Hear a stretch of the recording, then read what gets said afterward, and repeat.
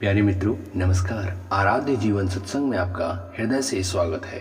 मित्रों, सदगुरु कबीर साहब का एक बहुत सुंदर चेतावनी भजन है। इसमें उन्होंने मानव को बहुत गहरी चेतावनी दी है, जिससे हर प्रकार के मानव पर वास्तविक जीवन का सीधा प्रभाव पड़ता है। सदगुरु ने कहा है कि उमरिया धोखे में खोए दियो रे, 5 बरस का भोला भाला, 20 में जवान भयो, 30 बरस में माया के कारण देश विदेश गयो, उम्र लगी जब 40 की बाढ़े मोह गयो, धन धाम पुत्र के कारण निस्दिन सोच भयो, बरस 50 कमर भई टेढ़ी, सोचत खाट पर्यो, लड़का बहुरी बोलन लागे, बूढ़ा मर न गयो, बरस 60-70 के भीतर केस सफेद भयो, वात पित्त कब घेर लियो है, नैनन नीर भयो, न हरि भक्ति न साधु की संगत, न शुभ कर्म कियो, कहे कबीर सुनो भई साधु, चोला छूट गयो। प्रेमी मित्रों, सदगुरु ने इस भजन के माध्यम से बहुत बड़ी चेतावनी दी है।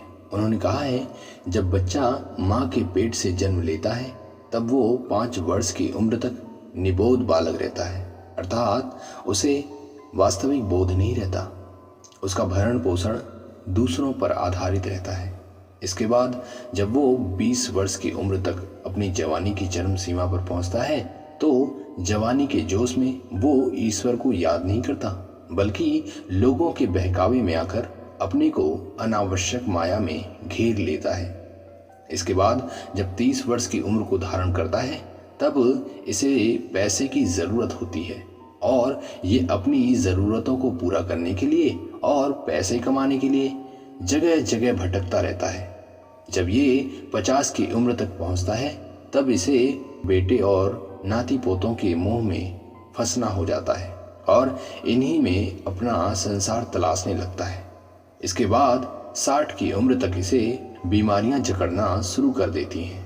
ऐसी स्थिति में जिन्हें इसने जी जान से भी ज़्यादा प्यार किया था, इसके बेटे और बहू वो भी इसका साथ छोड़ देते हैं। ये वही बहू और बेटे हैं जिसमें इसने अपना संसार तलाशा था और उनकी एक मुस्कुराहट के लिए कुछ भी करने के लिए तैयार था। लेकिन आज हालात बदल गए हैं। अब ये बाप बूढ़ा हो गया है। तब तक तो ये इंसान 70 की उम्र तक पहुंच जाता है और ये वृद्ध अवस्था को प्राप्त कर लेता है।